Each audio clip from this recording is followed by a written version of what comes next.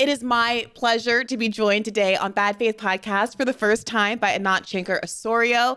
She is the host of Words to Win By podcast and also the principal at ASO Communications. Anat, you came on my radar, as I've explained to you, years ago because you are consistently some of the most clear-eyed, well-researched, based in reality sources of facts about voter behavior. I've enjoyed listening to episodes of your podcast. I've enjoyed your appearances on Pod Save America and various other platforms. And I'm so thrilled to be able to talk to you today about political messaging. Welcome. Thank you. You're extraordinarily kind, and I'm happy to be here. Well, look, I said this a little bit to you before, but what you do is so important to me, because I feel like in the pundit seat, we are being asked to weigh in all the time without anywhere near the facts at our disposal that you have. And I heard you say on a recent episode of your podcast that you've been doing kind of voter panels 3 to 4 times a week for the last 3 years or so. And so perhaps you could start by giving us kind of a big picture gloss on some of the takeaways that you've gotten as they're applying to the current 2024 presidential race context. Yeah, sure. Drew Weston, who is a cognitive psychologist, says that empiricism is the best possible cure for ego. And that's certainly been my experience. Anytime I think I have come up with some genius idea for persuading people about something, I subject myself to focus groups. And it is quite an exercise in humility watching groups of 10 voters at a time be like, who wrote this shit? This shit's some stupid shit. So it's definitely humbles you. Where are voters right now? Voters are in the same dark place that you saw in response to that innocent little Elmo tweet. I refuse to call it other than tweet. They are in a dark place. To a relative degree, that's always been true, but the despondency, the lack of agency, synonyms for that, I could go on and on. That's definitely a big, big, big thing with which we're contending. So that's a major factor. They're fearful of what's to come. They kind of are clinging, looking, hoping for something positive, not seeing a lot of it. I don't know what else to say. So let me drill down on that a little bit, because so the audience in this podcast are a lot of people who I think are folks who you might have come across in your focus groups, who are the disaffected voters, who feel for, I think, some pretty substantive reasons that they are not being offered an affirmative message that they want to vote for from either Democrats or Republicans. There are a lot of people here who are interested in third parties precisely because of, I think, both substantive reasons and some of the messaging failures you've identified.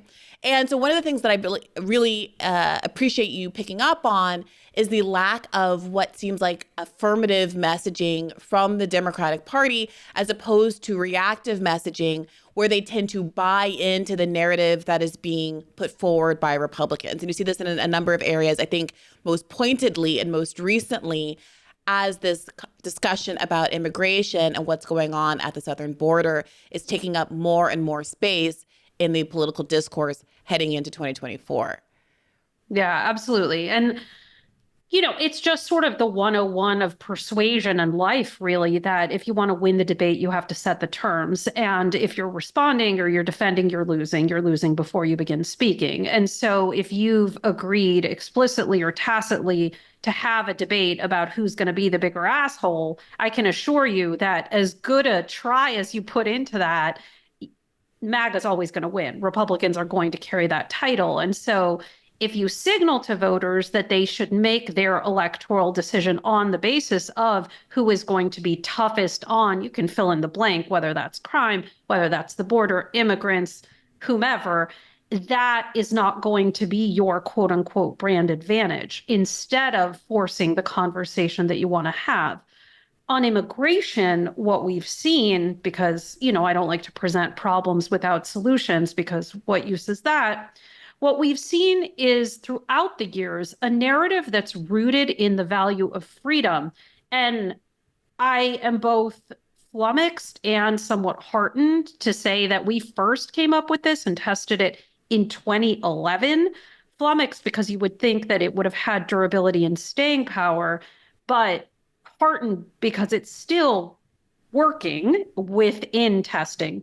And what that message sounds like when we first tested it was the same as true today has been throughout history. People move to make life better for themselves. It's hard to move, to pack up everything and move to a new place takes courage, on and on. America's supposed to be the land of the free and the home of the brave, and that's a good thing, so let's make it that way. We just recently tested a newer permutation of this people move idea.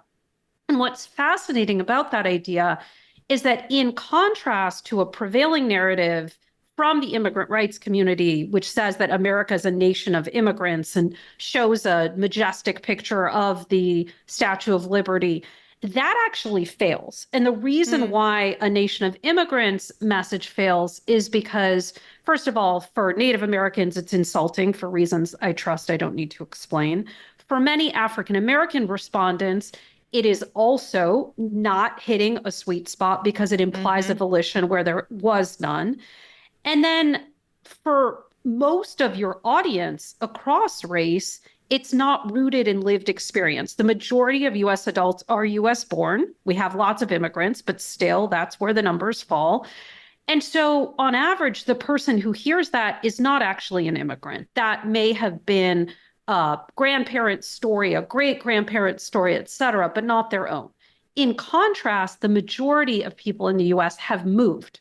And in fact, we move much more, for example, than Europeans.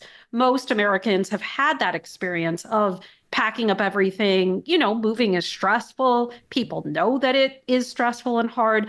And so when you're talking about that, what you're doing is creating what we call an overlap of brand identity between the people you're trying to persuade, this conflicted swing voter, or honestly, this kind of despondent voter, and the cause that you're promoting, in this case, immigrant Americans. And it really just works much better. Obviously, the border is its own particular issue, but the first thing you need to do is actually begin the conversation from a place that privileges a progressive position. Yeah, so does that mean actually having a progressive vision of an immigration reform that accommodates the needs of dreamers, that has a quicker path to citizenship for people who legally go through the process? Does it mean kind of all of the things that were, I think, rhetorically part of the Democratic messaging, but right now have taken a huge backseat to this joint immigration Israel and Ukraine funding bill that is a fever dream, or in a different time period would have been a fever dream for Republicans, and is now Democrats and Republicans are in this bidding war of who can get to the bottom of the barrel faster, and Democrats are basically mad at Republicans for not taking them off on the offer to do what they never could have accomplished under a Republican president with Democratic pushback. Yeah. And, underscoring that in a universe in which I just don't know anything that is more unresponsive to lived experience than the notion that Democrats will ever do anything that will have Republicans suddenly clap them on the back and applaud them for, being tough enough. The notion that that's ever going to happen, I guess I just don't know how to prove that to people other than it never, never, ever, never has, and it won't. Right. So, yeah, a message. And interestingly, I'll put a finer point based in testing. Anytime we make negative demands, so stop this, don't do that, end family separation. Quite famously here in California, there was a successful push to, quote, end cash bail. And that happened by extending indefinitely pretrial detention. And some of the Central Valley lawmakers were like, what? You told us to end cash bail? We did. And similarly with end family separation, which of course a critical cry, if you detain everyone together, you have, quote, ended family separation. And so the trouble with negative demands, and I promise I'm linking back to your point, haven't lost the thread, is that you can render yourself a victim of your own success. Whenever we've tested those ameliorate harms kinds of messages, the end, the stop, the don't, the can't, the ban, against create a fair immigration process, there's no contest. The latter is always better because people want to believe that there is a solution and there's something that they can be for. That's interesting. And this is a little off topic, but it has me thinking now about whether you would characterize defund the police as an affirmative call to do something, defund the police, or is that a negative ask? Yeah, so that's an interesting case. I want to be very, very explicit that I believe in a playing chess, not playing checkers strategy when it comes to political messaging.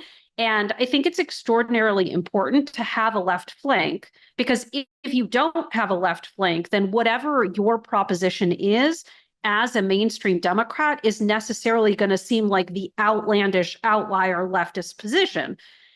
The right has understood this for generations, right? When you have once upon a time, oh my gosh, I'm forgetting his name. It now seems so long ago. But the guy from Missouri who went out saying, there's no such thing as legitimate rape because the body has a way of shutting these things down. Do you remember that? Yeah. That wasn't Steve King, was it? No, that's Iowa. Yeah. Anyway, forgive me. So at the time that Todd Aiken. Thank you. Yeah. Thank you. At that douchebag moment, and there's so many, I'm impressed you could remember that one, the name. Oh, I did a Google.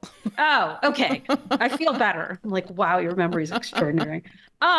So at the time, that was sort of egregious and atrocious. And that guy took a shellacking for it. Don't mistake me. But what that did was open up room so that the rest of them who don't believe in abortion in any case, including no exceptions for rape and incest, suddenly, they're like Alan Alda. They're some kind of forward-thinking proto-feminist because they are saying that rape could theoretically occur. Mm-hmm. They keep sending their folks out to the right so that their propositions can seem centrist by comparison. And I'm happy to talk about sort of how that works with conflicted voters. So back to your question, having a loud call to defund the police, what that allows is, for example, and I'm not making this up, this literally happened. This was part of our 2020 campaigning in the state of Minnesota, which of course is where George Floyd was murdered. And to a certain extent, we use this messaging as well in Wisconsin, which we flipped in 2020, as you know. We had a very loud campaign that we called Fund Our Lives. The reason why we could have a Fund Our Lives message that was about moving money away from draconian policing towards actual solutions for safety is because there was a discourse of defund. And so when our campaigners were saying fund our lives, it was sort of speaking, it was in conversation with defund because of the intentional use of that word. Now, the thing about defund the police is that it is a 3-word, and it's arguably really a 2-word slogan because an article has barely any cognitive weight. It's a 2-word slogan. I know it's 3. 50% of which is the police. So what you're doing with that wording is you're saying to the listener tacitly, have you thought about the police? I need you to think about the police. Please think about the police. Have I brought the police top of mind for you? And when you're thinking about a person who doesn't know all the details about the fact that obviously the communities that have the lowest rates of crime are those with the fewest police, right? I mean, you know that, I know that. But what you're doing there is you're bringing police top of mind for people and then asking them to consider what it is that they want done. In contrast, when we think about this topic, we know that while people are saying police, police, police, their underlying desire is for safety. That is the basic psychological need that they're hoping to see met. And they have been fed a false story that greater police presence equals safety, but the desire is not for police, it's for safety. And so messaging instead that talks about, we know what keeps us safe. It's living in communities where we have our needs met, where we can earn a good living and have a good life. Our kids go to great schools and they have safe places to hang out. We know what keeps us safe. It's having common sense solutions to guns and being able to know that when we send our kid off to school, they'll make it safe at the end of the day. It's having the people who are sworn to protect and serve us act in our interests and respect us, no matter the color of our skin or the accent coming out of our mouth. So I'm not saying that there isn't a reason and a place for a defund message. In fact, I'm saying it can serve a role so that the policymaker can say, this is my policy, and be in sort of conversation with it. But yeah, it does bring police top of mind in order to get people to believe that they don't need police, which from the vantage point of how people's brains work is a challenge. That's really interesting. I mean, I've sparred with people, including many leftists on this show, who feel as though they were on the back foot with defund the police, and who wanted to debate it in the context of this lefty show in circles. And my feeling, at least here, is that we don't need to be arguing in our audience where everyone believes in defund the police about the merit of the slogan in a way that makes people insecure. If you have an affirmative alternative suggestion, if there's other things that you want to say, if you're moving in spaces where you think it's not resonating, feel free to change the language. But there was a kind of what felt like gratuitous dumping on the sloganeering, which really felt like a sublimated insecurity about what we were actually arguing for that people weren't just owning at the moment. And that's me doing armchair psychology.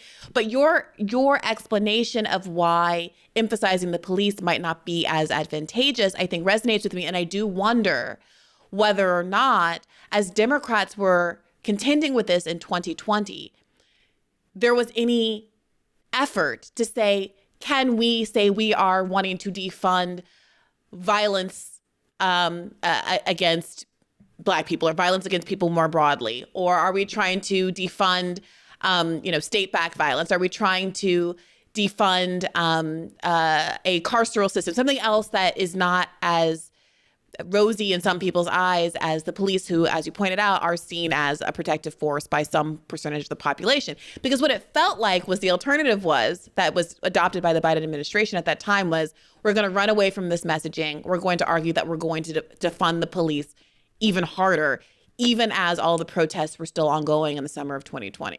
Which was another example of a giant error, because basically, if you agree to have a conversation about who loves the police best, again, regardless of what your actual policies are, regardless of, where the math is mathing and who has actually delivered policy-wise, brand associations are extraordinarily strong, and perception, belief will always outweigh facts.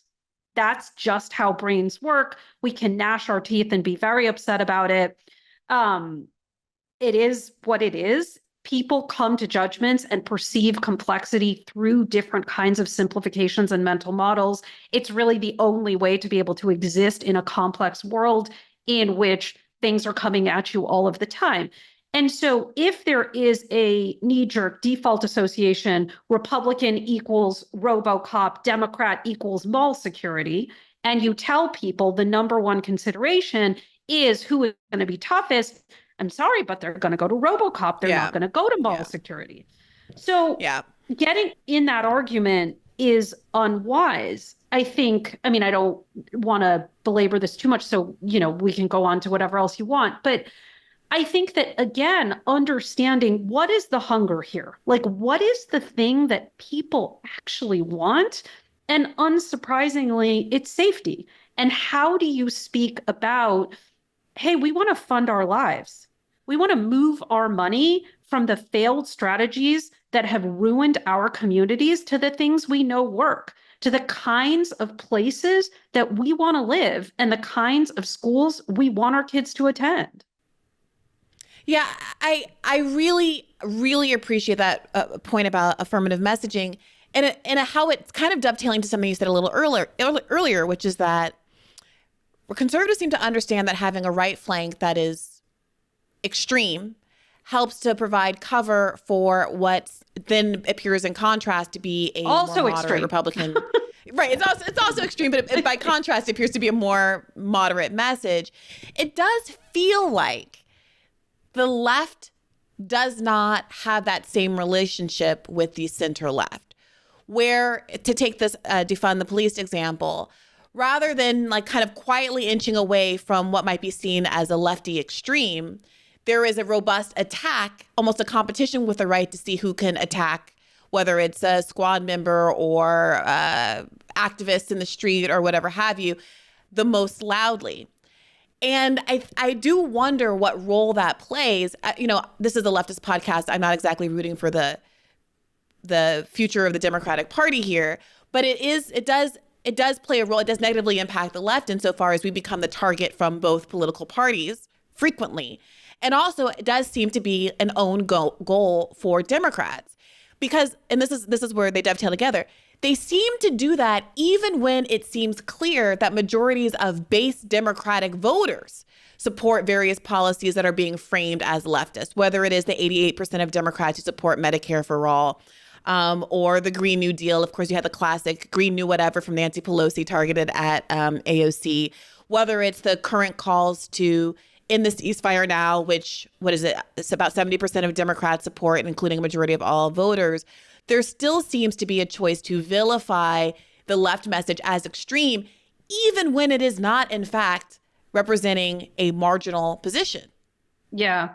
So one quick thing, and we can I'll just hit it and quit it. I refuse to use the word extremist in talking about Republicans because that implies they're still operating on a political spectrum, and they're not. They've exited the building. They're fascists, and you can't be an extremist. Extremist implies that there is a moderate version of the position where they say Black people just aren't allowed to vote, or they can vote, we won't count it. There's no moderate position to that. That's an on-off switch to me.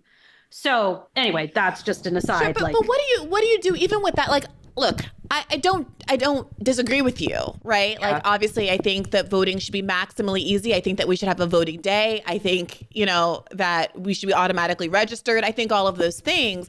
But you, I'm sure, understand better than most that the average Republican voter is not coming to these laws saying, yes, I don't want Black people to vote. The average Republican voter is saying, well, why should we need voter ID? Why shouldn't we need voter ID to work? Everyone has an ID. What's the problem? Like, I'm not trying to keep Black people out. I'm just saying we need to make sure there's no election fraud. And they might be under a misunderstanding about how common election fraud actually is.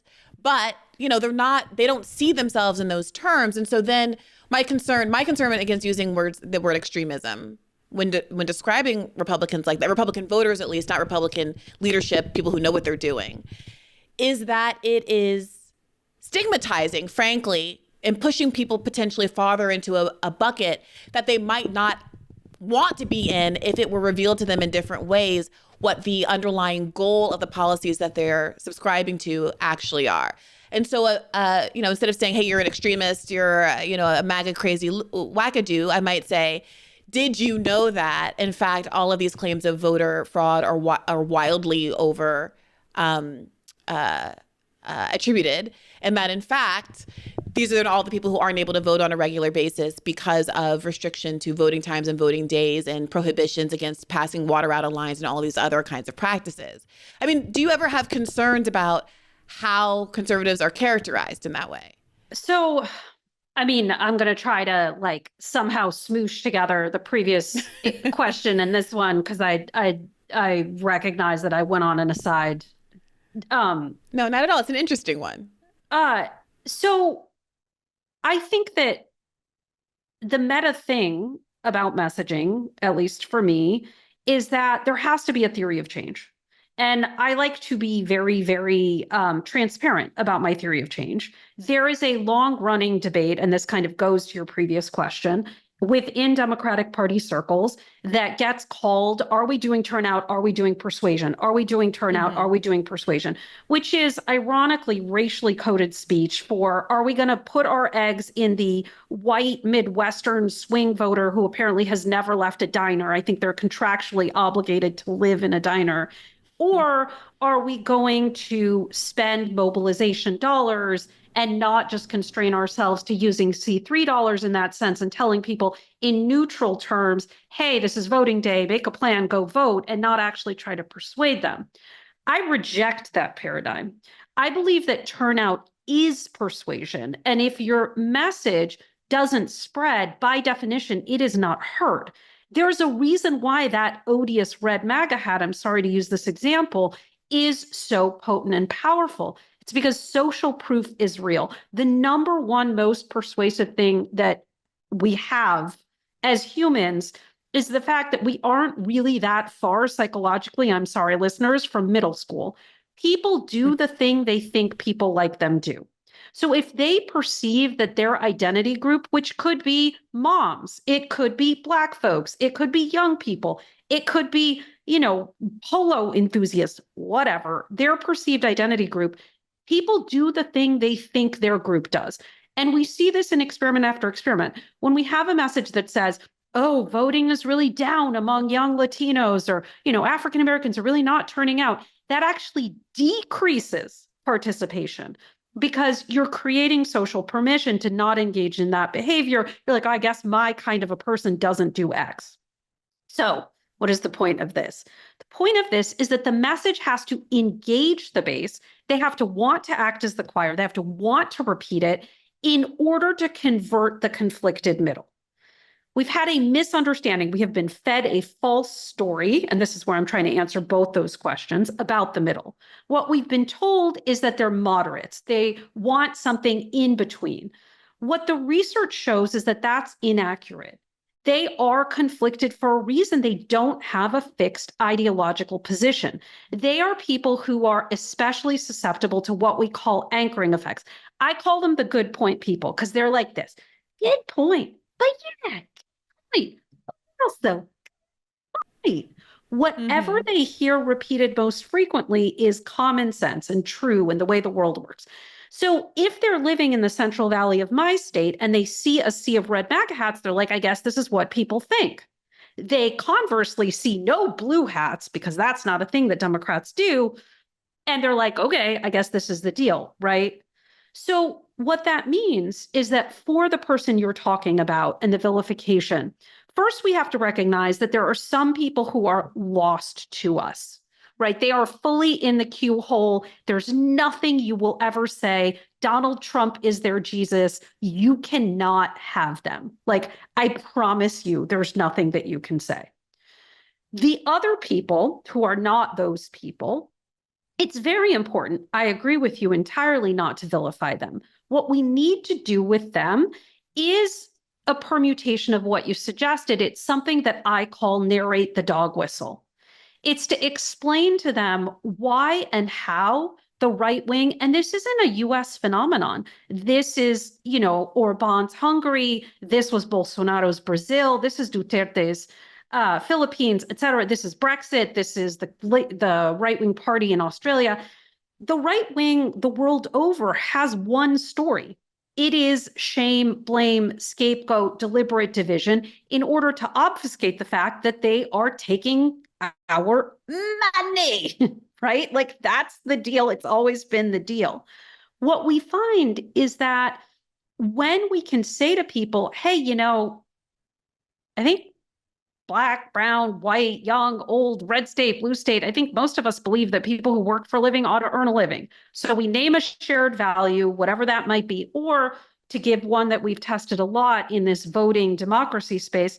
I think in America, voters pick our leaders. Our leaders should not pick which voters to hear and which to silence. You say that to most people, they're like, yeah, right. That's right. Republicans included. And then you go in and you say, but today, a handful of politicians, or if you're in C4 space, but today, MAGA Republicans want to silence certain voters so they can rule over, not represent us. They want the wealth our work creates, and they think if they can select who gets to participate, they can bring in their billionaire backers and rule for them. So you essentially say, this is the magic trick. And just like when a magician is performing a sleight of hand and someone tells you how the trick works, it no longer works. Yeah, I've heard you make this argument with respect to how to defeat wokeism. And you made the point that Republicans, well, let's start with Democrats. Democrats tend to poll test and then run on the poll results. Republicans will try out something new like wokeness or being anti-DEI or anti-critical race theory. Exactly. And then if it doesn't poll well, they then do the messaging and the persuasion to explain to people why they shouldn't like the thing. And then the polls, they create the result they're looking to see. And that to get around that, you reveal the card trick. You say that they are basically trying to distract us from whatever our shared values are, our economic goals, whatever it is, by getting you to focus on this thing that you couldn't even describe 3 years ago. And I really take that point. I guess my somewhat provocative question to you is, there is this narrative that says, well, Democrats are basically they're just so bad at this. They're so dumb. Why do they keep making these mistakes? Gosh, this is like a multi-million-dollar enterprise. They spend so much money on the DNC. They spend so much money on all of these campaigns, and yet they still can't seem to outsmart these Republicans. And my cynical read, and this is someone again on the left who has often felt and generally felt very antagonistic toward the Democrats in this relationship precisely because of this reason that I'm coming to. It seems like this question is, are they making mistakes? Are they not getting what kind of messaging works? Or are they reluctant to adopt that kind of messaging because they don't actually believe in what the underlying offer is? That there is more of an identity of interest in terms of what the fundamental policy objectives are of Democrats and Republicans than people would like to admit. So on one side, Republicans are saying, we're going to do a racism. And on Democrats are saying, we're going to protect you from a racism and give you an abortion.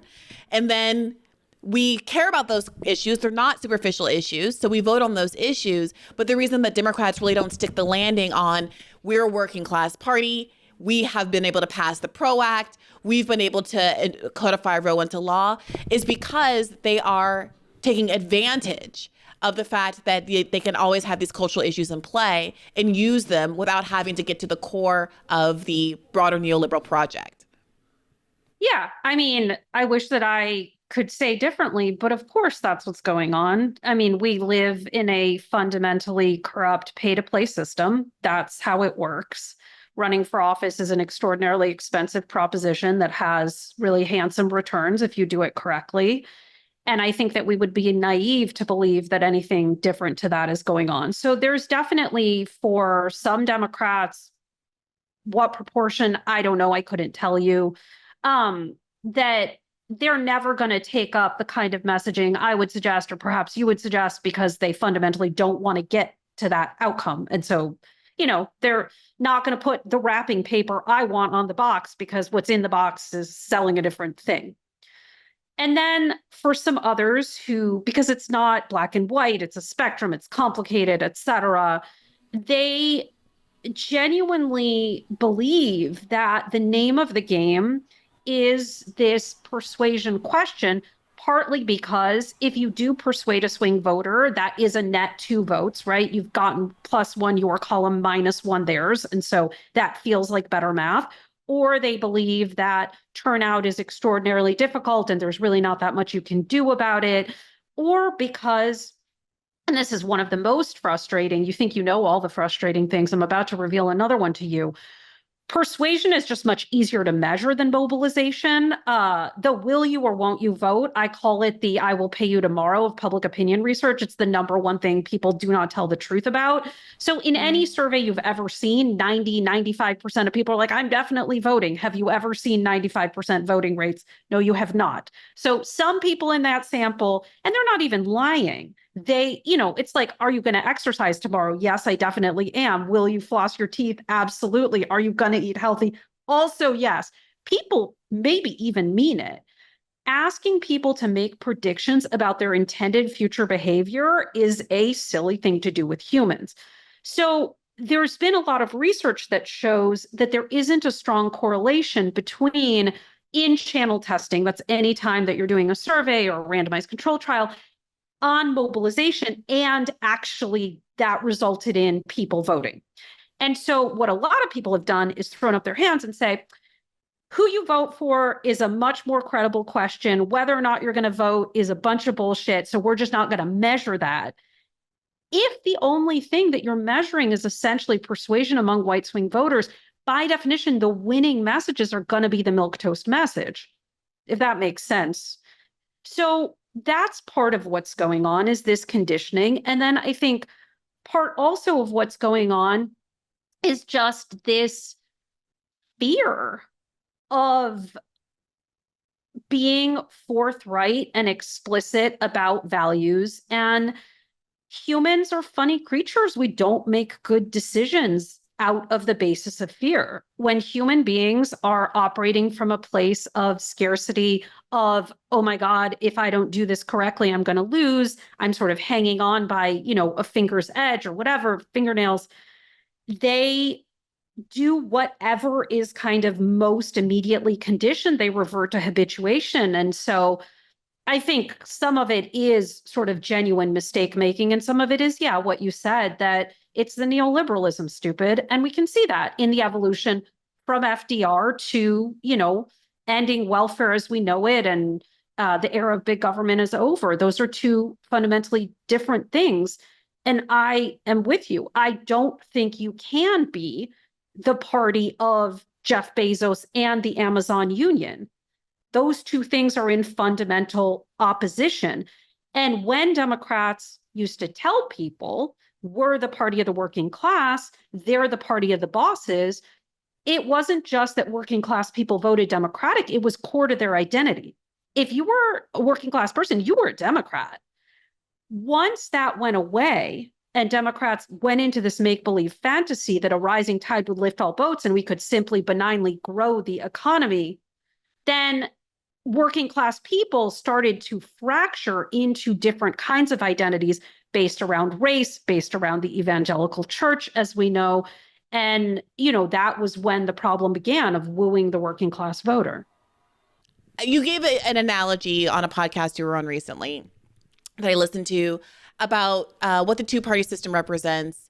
And you characterize it as a toaster. Yeah. And those are those are only two slots that are coming out of the toaster. One piece of bread is going to be moldy and gross and inedible, and one piece of bread is going to be, I don't know, fresh cut challah, and we're going to like it. I mean, maybe if it isn't that good. That wasn't my analogy.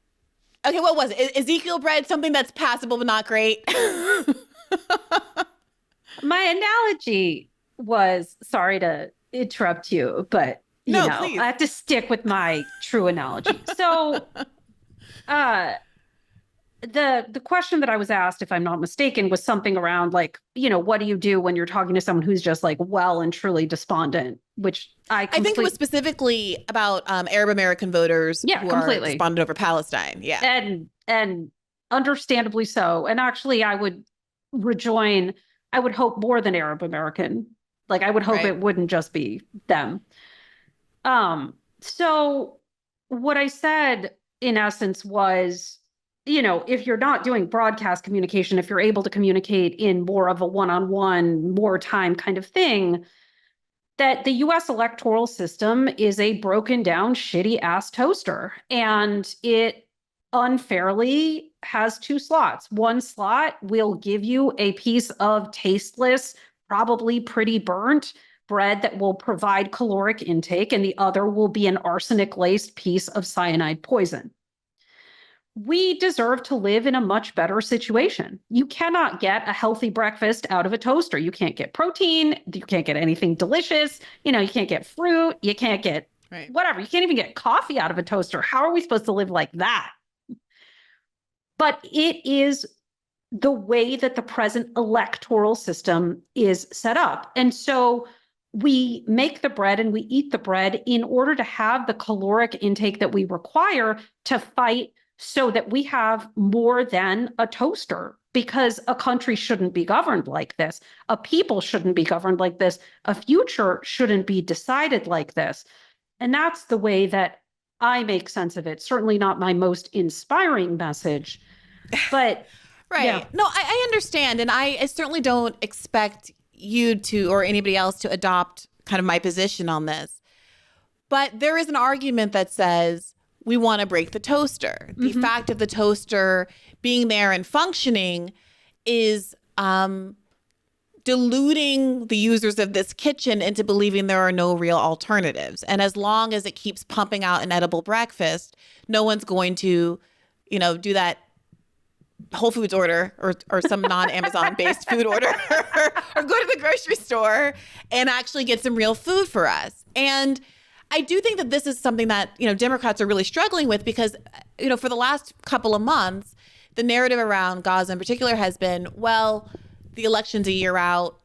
Who knows if people are still going to be thinking about this then? And as the siege has dragged on and as Netanyahu continues to reject, as he did today, a hostage release and ceasefire deal, saying that he's not going to withdraw troops from Gaza, suggesting a permanent occupation. We just had the settler conference 2 weeks ago in Jerusalem where 14 members of the cabinet all joined talking about how they're going to resettle Gaza, as this seems to be a long-term issue that's not going away. I do wonder what Democrats are going to do messaging-wise. And this seems to be, like, I'm bringing this up because this is one of those issues where I think that as talented as you are, I don't know that you can message around what is a sincerely held value. This is where we're in value territory.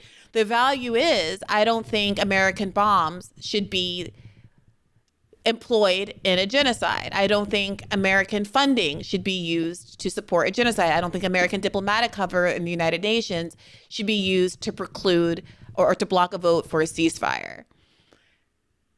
And in some ways, I think that is a microcosm of the broader discontent that the left has been having over the years and why it has increasingly broken off from the Democratic Party, and why you're seeing polling right now that shows historic numbers of Black voters, Latino voters, and young voters not just saying they're not going to vote for Biden, but also saying in some of these demographic tranches that they're going to vote for Donald Trump. And so I wonder how you've been confronting that reality, or if you even see it the same way that I've described it.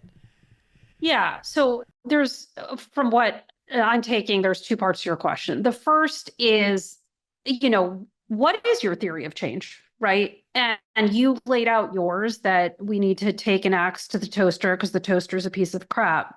You have no argument for me that the toaster is a piece of crap. I agree with you. We're totally.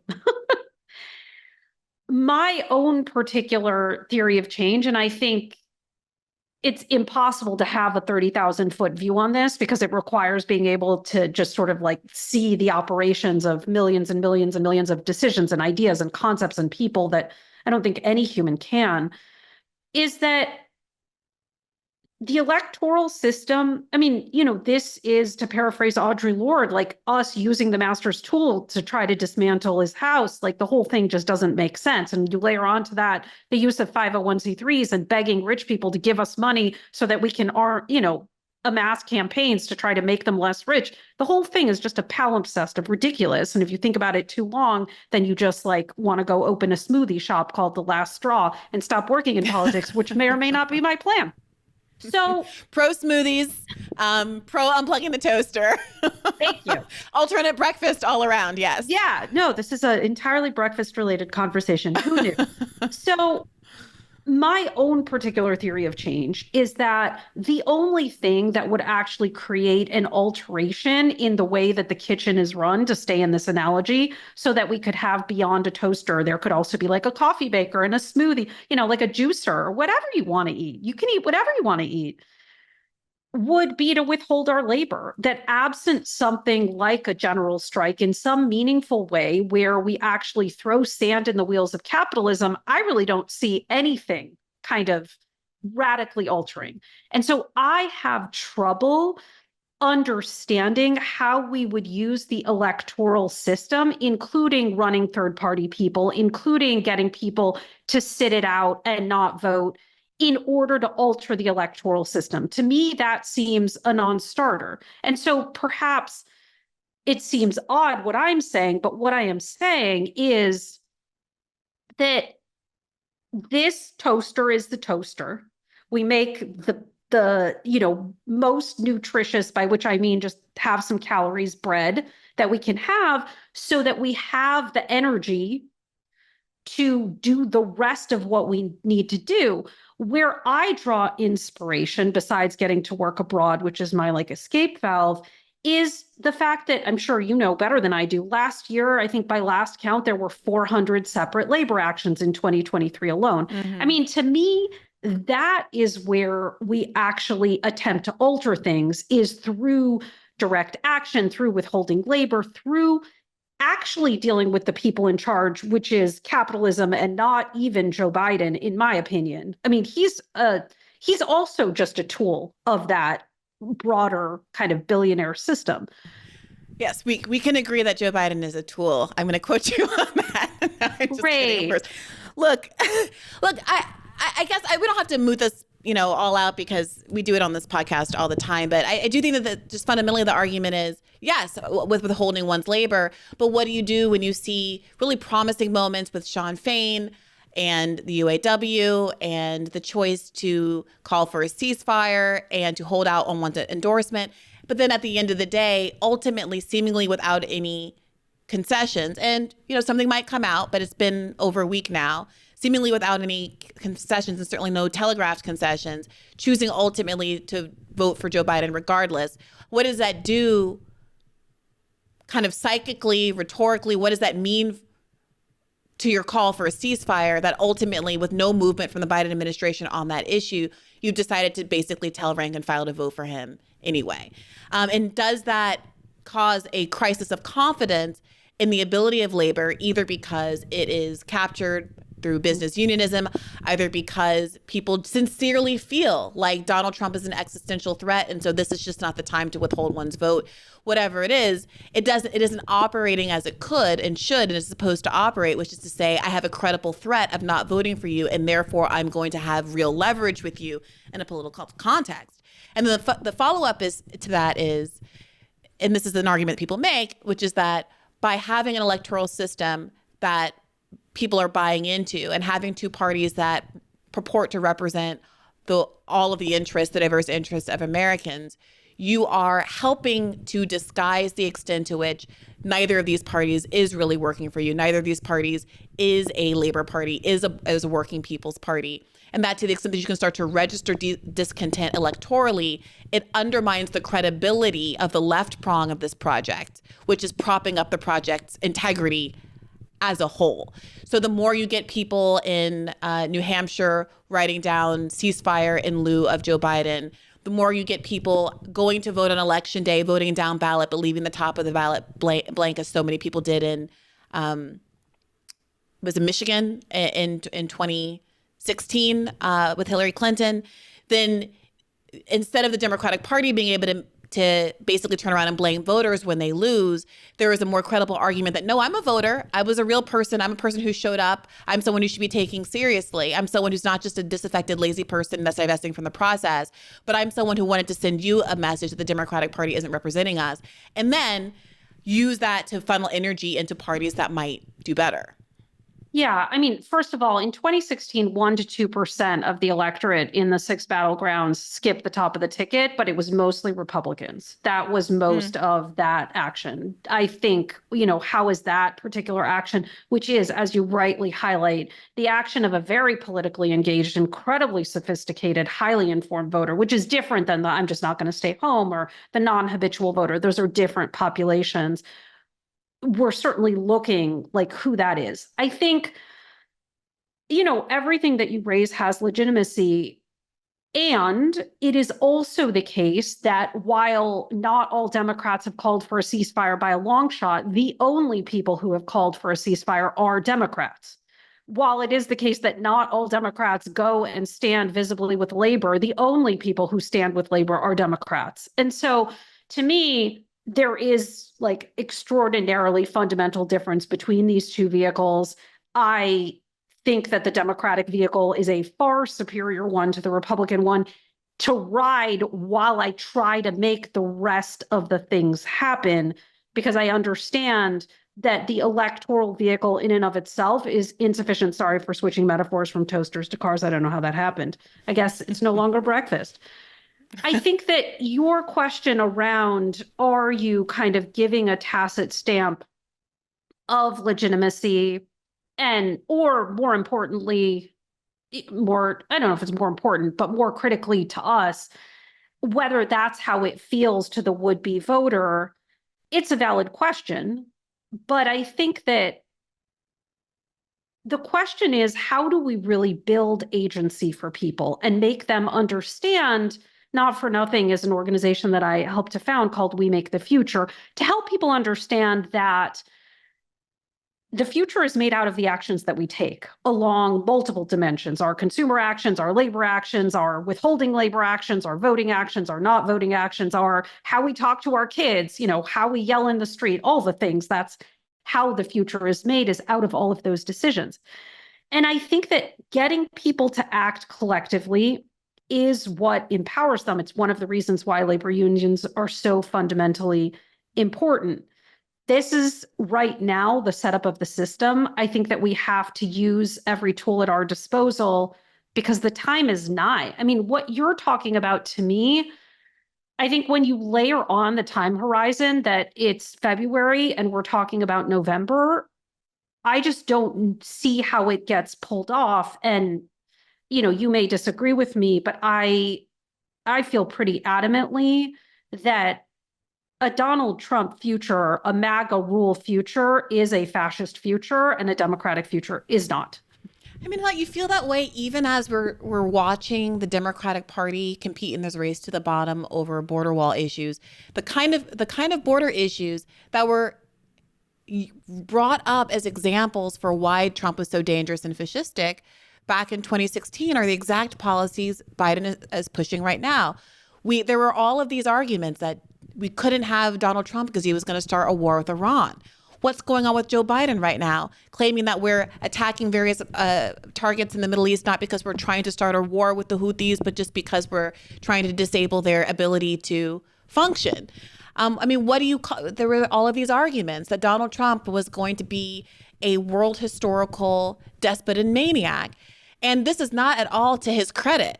But somehow, I think partly because of the diminished resistance to Joe Biden, because he is a Democrat, he's gotten away with literal murder in the form of 27,000 plus Palestinians who have been killed over the last 3 months. And so it's not to say that I disagree on balance. If you ask me what party do I think does more harm, I probably agree with you that it's the Republican Party. But it's not just the Biden administration. There are all these historical examples. Who did welfare reform? Who managed that? It was Bill Clinton. It's precisely because Democrats manage to do things because there is not that same visceral pushback as if Donald Trump were in office right now. And you can imagine the throngs of liberals that would be on the streets if his name were on the genocide that's happening in Gaza. And so it's not, I'm not sitting here saying I know what the outcome would be. And that's why I shy away just short of saying I'm an accelerationist, because I don't feel like I'm in a position with my relative privilege to basically march people into that unknown realm. But I'm also not going to sit here and say there isn't a credible argument that it's getting increasingly like a toss-up of what the future looks like, both long and short term, under these different kinds of administrations. And just to the point about undervoting, the people who voted down ballot but not at the top, the reason that was so crucial, and I brought up in Michigan, is because the undervote was 75,335. This is from a Washington Post article at the time. The margin of loss for Hillary Clinton was 10,704. So even if the overwhelming majority of that 75,000 were in fact Republican voters, as you mentioned, if just under 11,000 of them had in fact filled out at the top of the ticket and they were left-leaning voters, then we could be in a very different world. For sure. Right now. I mean, all of this is a game of inches. It's, another example of how is it that 10,000 voters in a place, whether that's Michigan or Wisconsin, whatever, like, what is this system where that is how things are decided? That just more proof, more evidence that the whole thing is a very broken toaster. Here's where it all sits for me at the end of the day. Where it all sits for me, and this is going to seem perhaps like a surprise button hook, but I look at the places where there is progress. I look at the places where, because for me, electing whomever is a means to an end. I am not, while I am a campaign consultant, and so theoretically that is my job. I mean, I work on issues a lot too. Candidates are, to me, a means for policy change. I am here for the material improvement of people's lives. And so if you're elected, that's great. Like, I won. Cool. I did a good job. I mean, the whole team, obviously it's not me alone by any means in any of these situations. But when we look, for example, at a state like Minnesota, little Minnesota, and, I say this grudgingly because I'm from Wisconsin, so it costs me to have to say nice things about Minnesota, to be clear. Minnesota is, I will shock you to say, but I will shock you to hear, is a predominantly white state. I know you didn't see that coming, where there is a vitriolic right wing that traffics in the trifecta of anti-Black, anti-Muslim, anti-immigrant because of the Somali population that's been there for generations, and has tried and tried and tried to do the thing that the right does that we discussed earlier. Minnesota, over a number of elections and really strategic and smart organizing, has gotten themselves to a place of a one vote Democratic majority, one vote. And in 2023, they passed 15 pieces of progressive legislation pretty much like in a couple weeks from when they had their one vote majority.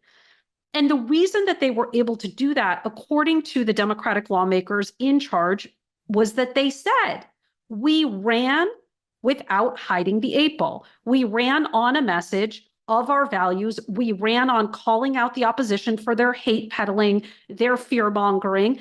And we told you, when we get into office, we're going to give undocumented, we're going to pass driver's licenses for all. And they did, among a number of other things. And so I do believe, because I do see, because I have witnessed how electoral changes can alter the material conditions of people's lives, even in our extraordinarily broken two-party and then a little bit process.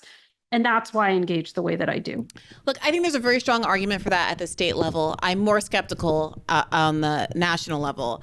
I do want to ask you, though, before we run out of time here, you mentioned earlier that there is a kind of a message that you would like to be able to say, run with this. That is that kind of not hiding the 8 ball, not hiding the values, prescriptive, persuasive message for the Democrats to run with. And for various reasons, they don't always take your advice. I recommend that people listen to your podcast because you run down the difference between those candidates that did and their outcome in midterm and what kind of messaging worked well for them in midterms versus the candidates that didn't. And you make the case that if everyone had listened to you in the Democratic Party, Democrats would not have only have stopped the red wave as they did, but would have taken the House, which is a very strong claim. And I think you support it well. And it's fascinating to consider that people are still not taking your advice when that could have been the outcome. But let's pretend for a moment that you are working for a left campaign. There is this magical scenario where a genuinely progressive leftist ticket also has tons and tons and tons of money. And they are able to get all of the best resources, including yourselves. And they said, I'm tired of getting Bernie broed. I'm tired of getting sidelined by the DNC. I'm tired of being hit with all these messages that I'm red scare, Putin puppet, all of the stuff that we saw Bernie in 2020, for instance, get hit with. And some of the attacks that I think we've seen some of the left-leaning presidential candidates in this cycle, Jill Stein, she's a kooky loon, whatever it is. And we're paying you to give us a message that's going to cut through not just the Republican attacks on us, but also the Democratic attacks on us. This is the ideal progressive message. This is what can win, even if you are a Green Party presidential candidate. Like this is the dream. Yeah. What is that? Yeah. So I often joke that there is actually only one message, and that message is we can have nice things. Mm. And, the longer, slightly non-joke version is basically just like, what the fuck is this shit? We can have nice things. This is the richest country that has ever been. There is so much money. It just happens to be stuffed down in a handful of a few white dudes' pants.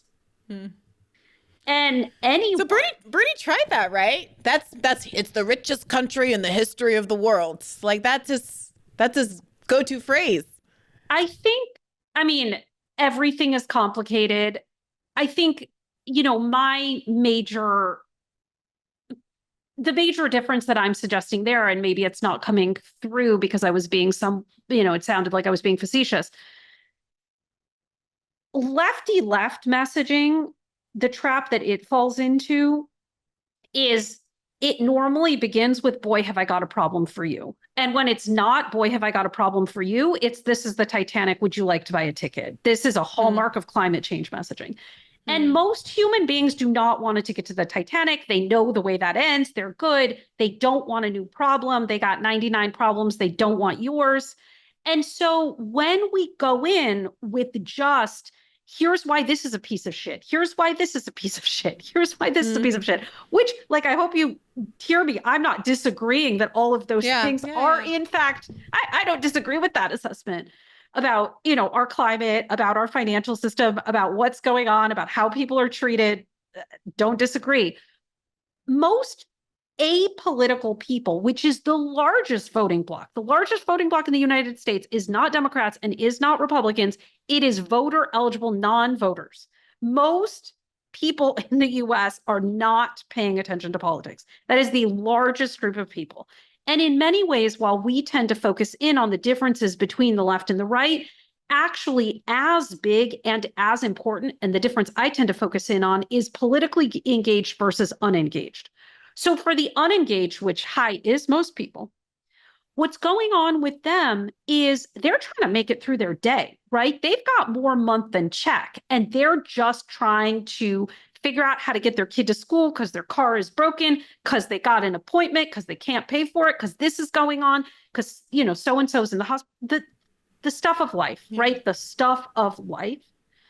And so how do you bring in that person? And, Toni Cade Bambara, the author, said, the role of the artist is to make the revolution irresistible. I would argue that's the role of the activist as well. And I think my fundamental critique of a lot of the truly leftist campaigns is that they live inside of critique. They live inside of rhetorically, instead of beginning with this, hi, wouldn't you love this? Not for nothing, when Jacinda Ardern became the nominee to become the Prime Minister of New Zealand, when she ran, it was 6 weeks to Election Day because Andrew Little dropped out, and he realized that if he stayed at the top of the ticket, the party would lose more, good on him. Amazing for him to recognize that. Imagine that.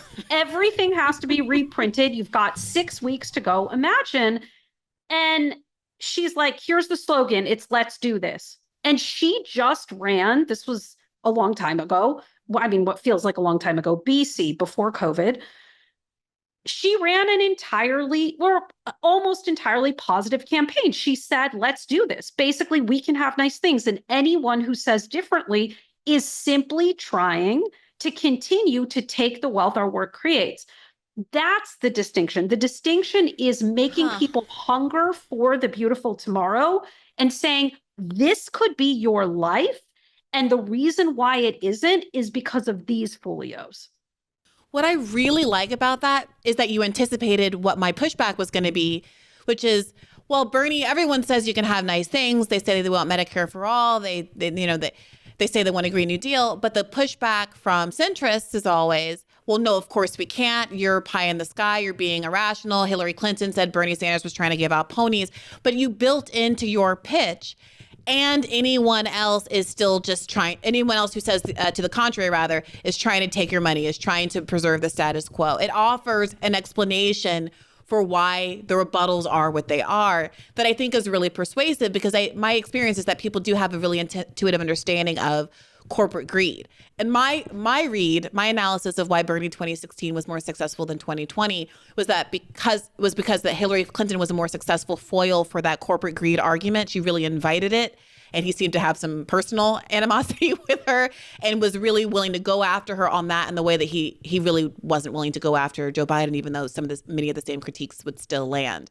And so I really like the idea of building in the anticipation to the rebuttal. Yes, we can have nice things, and people who tell you we can't have an investment in maintaining the status quo, are trying to keep your money, are trying to benefit from the inequity in the system. And so then they're on the back foot, because then they have to provide a justification for why they aren't taking advantage of the inequities of the system when they are someone like, let's say, Biden in 2020, who had more money from billionaire donors than anybody else in the race, for instance. Those kind of hits really land. Yeah. I know I'm just dragging it on, but just to like bring a data point to it, because I'm a nerd and that's what's going to happen. Please. Even a super simple phrase. Think about the commonplace phrase, hard work should be rewarded. What does that tell the listener? It tells them your paycheck is like a diamond or, whatever that you find on the ground. And you're like, oh, my paycheck, goody, yay, I'm getting a reward. That's bullshit. It's capitalism 101 that you don't pay somebody $15 an hour unless you're deriving $15.01 off their labor, right? Mm-hmm. Like that's not a lefty position. That's just, the lines crossing on the graph. Consider that's Marxism. I don't know if you knew that or not. Yeah. That's Marxism. That's scary. Don't teach the kids about labor value. It's not. I mean, it's also Adam Smith. Like that's just like standard understand. I mean, I hope it's standard understanding.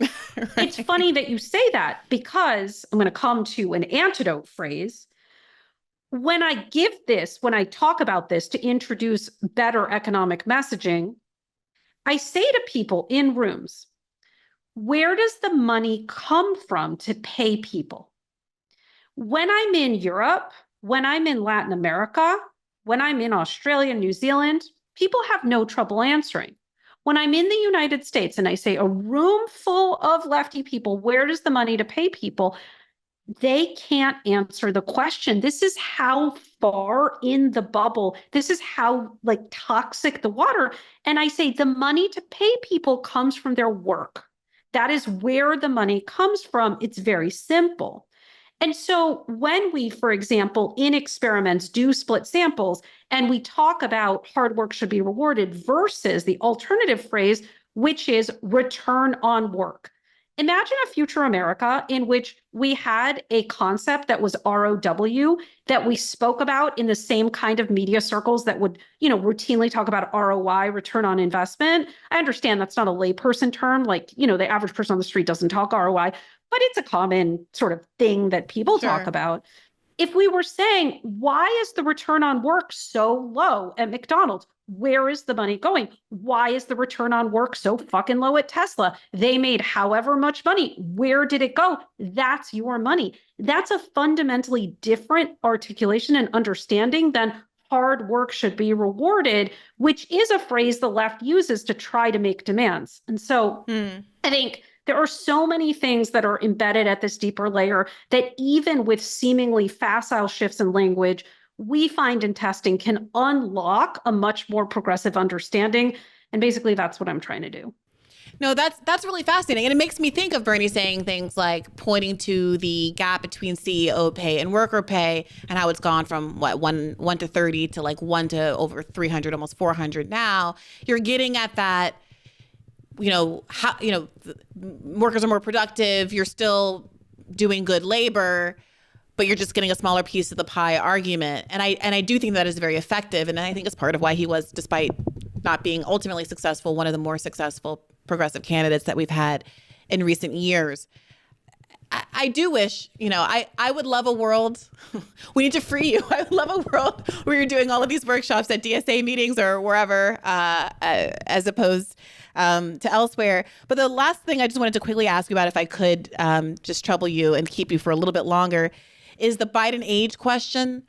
Polls are demonstrating, they always were showing this for like a year now. The Democratic Party seemed to ignore it or think it was going to go away, that is a real concern for Democratic-based voters. There have been a couple of recent instances during speeches which have not, I think, made the perception that he might be struggling in various respects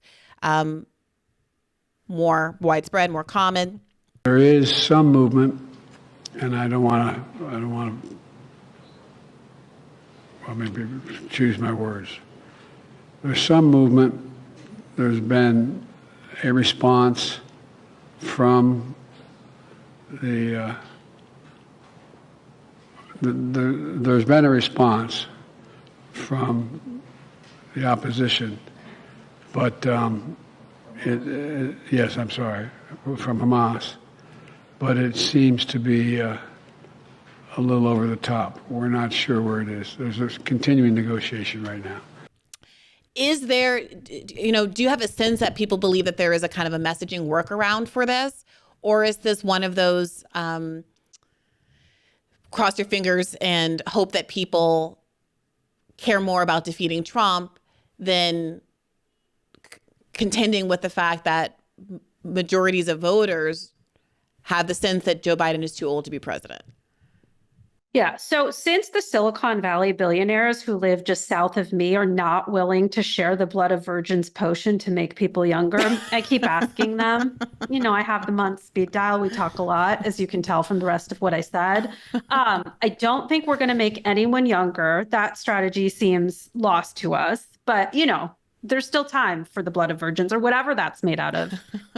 I really hope. Well, that's Dean Phillips' whole pitch, right? And it's interesting to me that despite him being very politically similar to Joe Biden, that establishment Democrats have been almost more dismissive and angry about Dean Phillips seemingly than they have about any of the number of lefty candidates or even RFK Jr. I think calling Dean Phillips a lefty candidate is very generous on your part. No. I'm saying he's not. I'm saying he's literally, his pitch is, I am Joe Biden, but younger. And I heard him, he gave that pitch on Pod Save America, and they were like, well, then why would we choose you over Biden? And I was like, because he's younger. That's his whole point. His whole point is that age really does matter to people as much as folks want to hand wave it away. So it's a real concern. Yeah, I'm sorry, go ahead.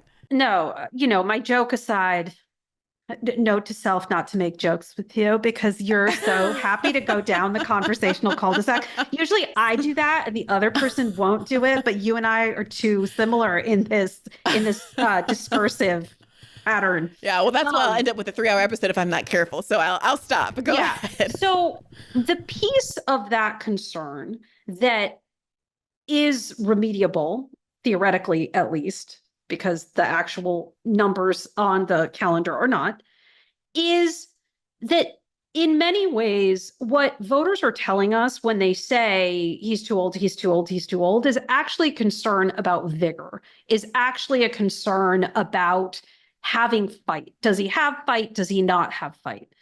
And what we find is that in moments that I think are probably also the moments that I get the most excited about, like joining the UAW at the picket lines, there's a reason why that really registers for people. The moments when instead of just saying, this is my accomplishment, what tests much better than that is when he says, if pharma wants to fuck you up, he doesn't swear, but this is my retelling, bring it on. His dark Brandon moments, let's call them, when he actually demonstrates populism and he demonstrates stakes and he says there is a contrast, your freedoms are on the line and I'm going to stand up and protect them.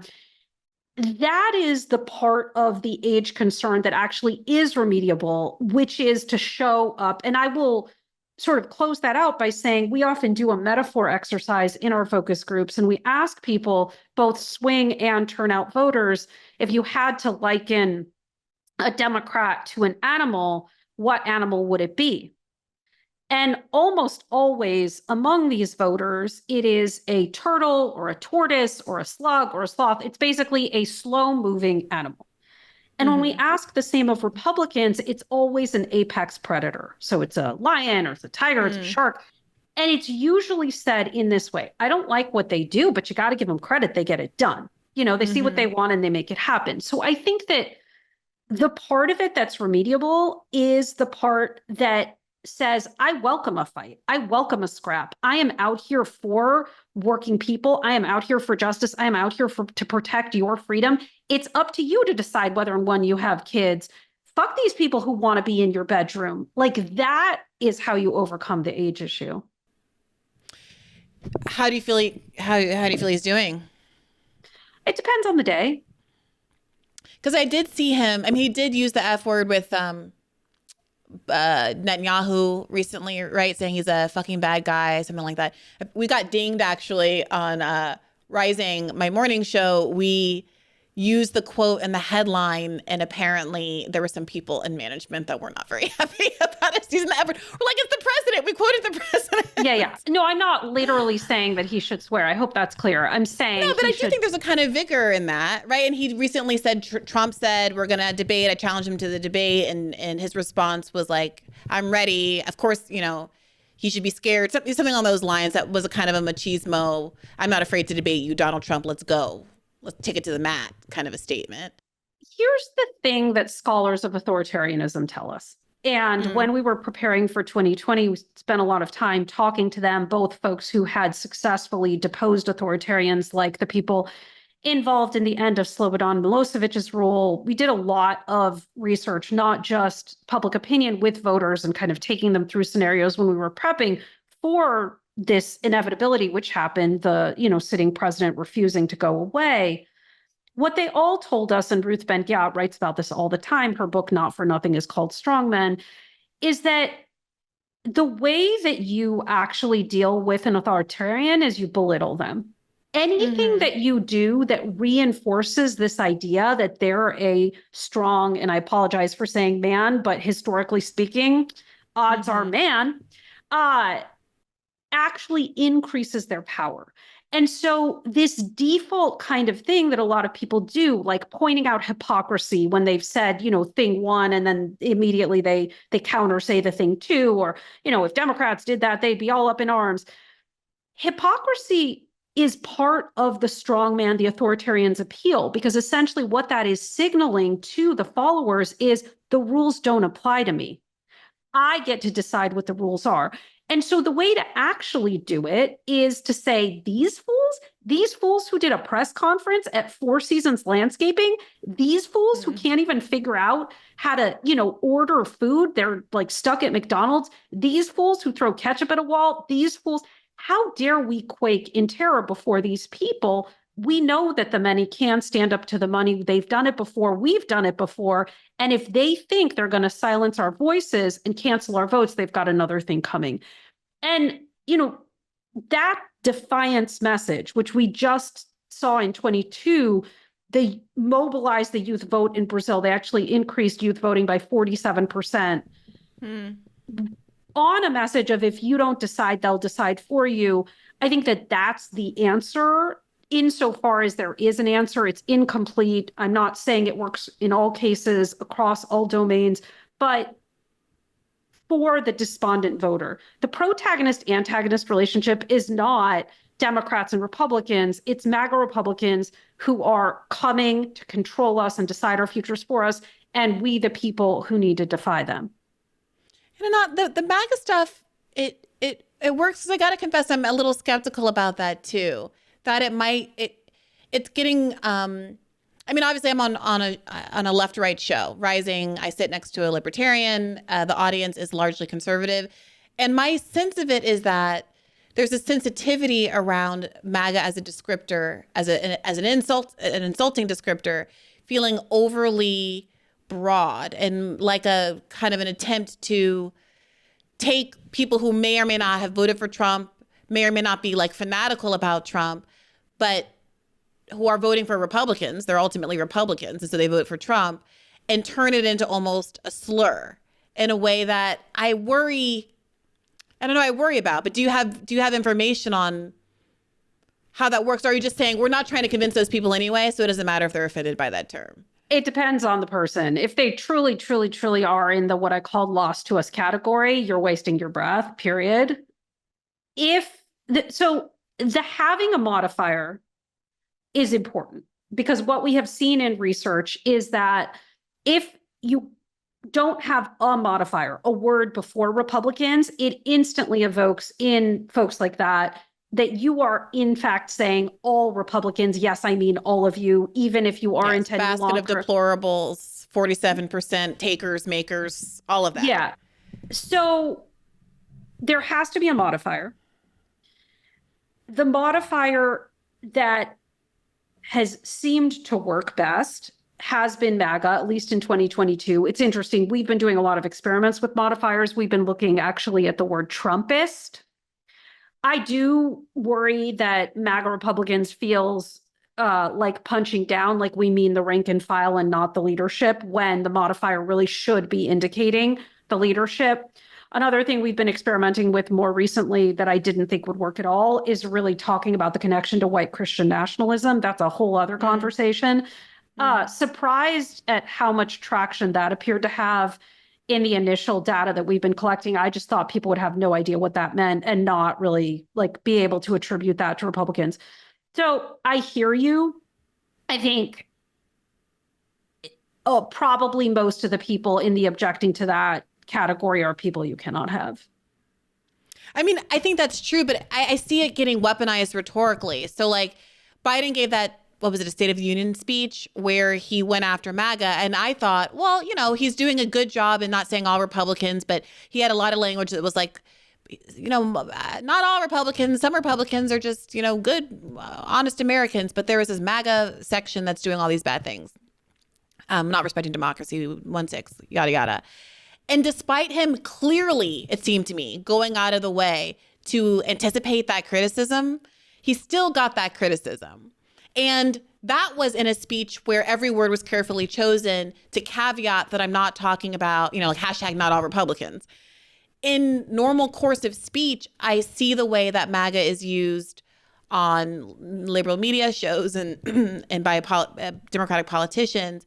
And I do wonder, it starts to get this tinge of almost like class snobbery, you know, like these rank of all these, you know, even the red-headed hordes at these rallies. And we know what the subtext of that is. Chewing tobacco, Uncle Jim. Like and I don't know that that is helping Democrats, to the extent that I have an interest in helping Democrats come off as the working class party that they're supposed to be. Right? Yeah.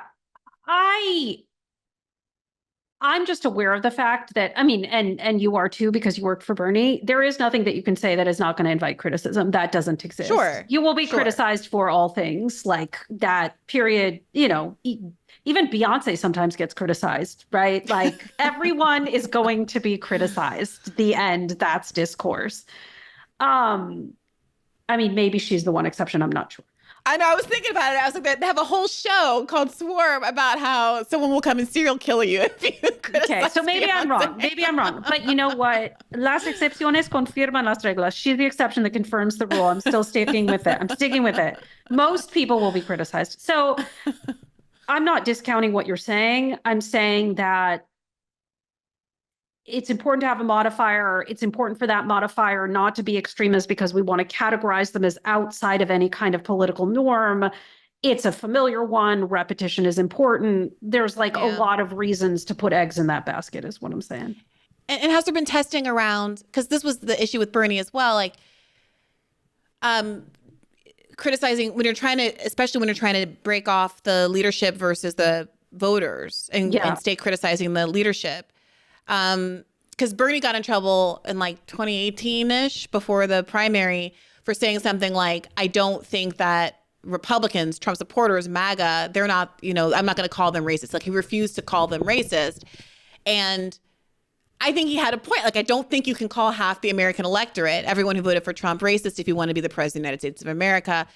That's, you know, not a value judgment. That's a strategic judgment. And then maybe you think that you can't divorce values from that. But I also, you know, I think it's very, very important to call the people who are leading folks down a racist path, the racist policies racist. And that, I think, is a different kind of a question. And so I do wonder if there's been any testing about the kinds of words that are more obviously applicable to leadership, like corporatist, greedy, you know, things that are also really have a clear class message, given how polarizing, especially race is. Yeah, if you look at like our actual messaging guides, the way that we break it out, we will usually want, and I want to be clear, this is the second sentence, not the first, because the first sentence is not the problem sentence. The first sentence is the shared value. Yeah, it's, you know, here's the thing that most of us want and believe and cherish and whatever. So in the second sentence, skipping over the first, we will say things like, but today, a handful of billionaires and the MAGA politicians they pay for. But today, these corporations and the politicians they pay for, depending on if it's C3, if it's not, whatever, what the topic is going to be. So we generally make a financial tie anyway, because that's accurate and it helps people tie together why the racialized scapegoating or the weaponization, against LGBT folks, because, there's a whole panoply of scapegoats that they love. They want a variety pack. They need a whole, they got to mix it up. It gets boring, right? You can't just blame Black people. You have to blame immigrants. You have to blame trans kids. You need variety. Yeah. Shoot, that's my call. That's now. So sorry. I'm going to let you go. I've kept you way over time. Thank you so much, Anat, for joining us today. And do you want to let people know briefly where to find you on the internet and get your guides that you just referenced for messaging? Yes. So thank you again for having me. And we put everything that we do, we try to make it open source. That is our motto. That is our approach on asocommunications.com. You go to messaging guides and there they are. You go to ads, you can watch the ads. And then my podcast is Words to Win By. Every episode is a campaign we won somewhere in the world and how we did it. I really do encourage people to take a listen. I think there's a lot of really important advice for the left there. I know that some things that were said today, you'll be thinking, well, I'm not interested in helping the Democratic Party, but I'm secretly taking notes like, okay, if this works for them, this is going to work for us too. So I really do appreciate you joining us here. It's been really helpful. It's my pleasure. Thanks for having me. All right. Take care. Bye. Thank you as always for listening. You can subscribe at patreon.com/badfaithpodcast for an additional episode of Bad Faith Podcast every week. They drop on Mondays. We appreciate your support. It helps this podcast keep podcasting. And as always, take care of yourselves and keep the faith. Hey YouTube, thanks for watching. Just a reminder that this is a podcast. You can catch an extra premium episode every Monday for $5 a month at patreon.com/badfaithpodcast. That's patreon.com/badfaithpodcast for $5 a month, an extra episode every week. Additionally, please do consider liking this video, subscribing to this channel. It helps us out. It helps independent media beat the algorithm. We appreciate you. And as always, keep the faith.